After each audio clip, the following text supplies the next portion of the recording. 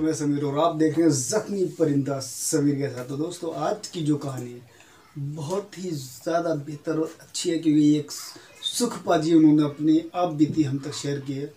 एक हमारे YouTube subscriber हैं, बताते हैं कि मेरा हाई स्कूल का एग्ज़ाम था, जिसके सिलसिले में मुझे एटा जाना पड़ा, जिला एटा। उनका एग्ज़ाम का जो सेंटर था वहाँ पड़ा। 2007 की ये बात है। उस वक्त उनकी जो एज थी 17-18 के करीब थी। मोहब्बत तो छोड़, इसके करीब भी वो नहीं भटकते थे। मगर जब एटा वो एग्ज़ाम देने के लिए गए तो उनको वहाँ पर एक मकान ले की तलाश थी, क्योंकि पेपर 1 से 1.5 महीने के थे और वहाँ पर इतना समय किसी के यहाँ फ्री नहीं रह सकते थे। तो वहाँ पर उन्होंने एक रेंट पे रूम लिया। जिस रूम में वो रहते थे, उस मकान के मालिक की बेटी से उनकी आंखें चार हुई। वो सिर्फ एक सिलसिला जो था आंखों ही आंखों में चलता था।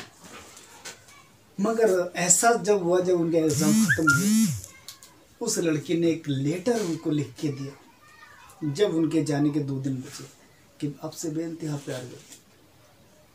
अब आपके जाने के बाद मुझे आपकी बहुत याद सताएगी और आपसे किस तरह मेरी बात हो, ये मेरे समझ में नहीं आ रहा है।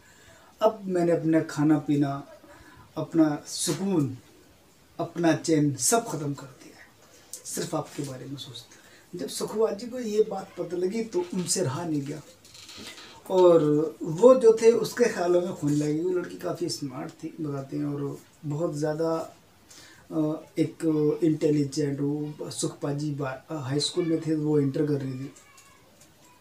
बोलने का अंदाज जो था वो काबिल तारीफ था उस लड़की का।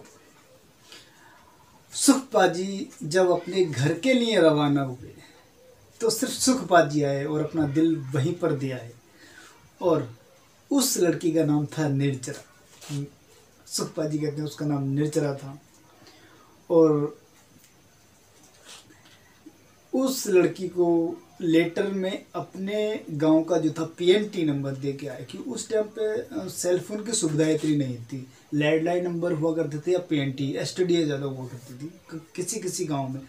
तो एसटीडी का नंबर दे के चले आए वो, और कहा कि जब भी आपको टाइम मिले तो मुझे ज़रूर संपर्क करना और मैं आपके फ़ोन का इंतज़ार करूँगा।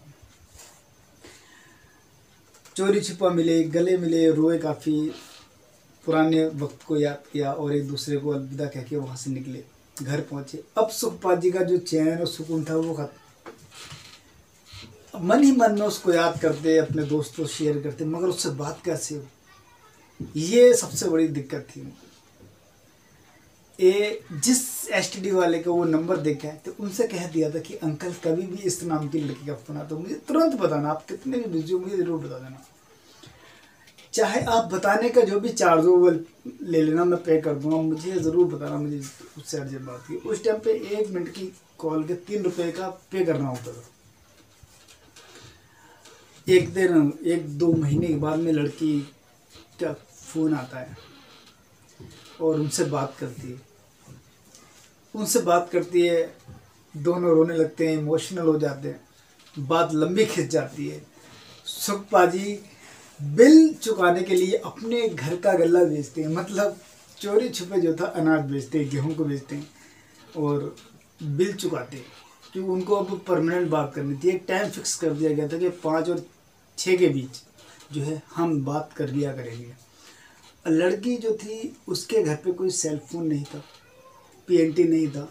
उसने फिर एक लड़की की ट्यूशन लगाई जिसको वो पढ़ाने जाया करती थी, निर्जरा जिसको पढ़ाने जाया करती थी, उसके यहाँ पीएनटी था, वहाँ से वो बात करती थी। सुखपाल जी का जब बेचैन दिल हो जाता था तो वो आवाज़ भी निकाल लिया करते थे लड़की की आवाज़ में कि मैं निर्जरा की सहेली बोल रही हूँ, मुझे निर्जरा से बात करनी है। तो उस लड़की मदर जो थी निर्जरा को बुलाती थी कि आपकी फ्रेंड का फ़ोन आया, आप बात कर लें। मगर ये कहानी कुछ समय तक चली और इसका अंत जो था वो दुखदायी। निर्जरा की शादी हो गई, ये दोनों मिल नहीं सकते थे। वो राजपूत घराने से थी, ये जो थे सिख परिवार से थे। मोहब्बत बेइंतहा थी और एक दूसरे के दरमियान जो दूरियां थी वो काफ़ी दूरियां थी, कम से 200-250 किलोमीटर की दूरी थी। और इस बीच एक तो इनको दूरी ने नहीं मिलने दिया, दूसरा इनको धर्मों ने नहीं मिलने दिया और फिर इन लोगों ने अपने अपने परिवार की इज्जत की खातिर अपनी मोहब्बत को दांव पे लगा दिया। ऐसे न जाने कितनी कहानियाँ समीर आपके सामने लेकर आएगा, तो सब तर्क रहे, सावधान रहें, देखते रहें समीर के साथ जख्मी।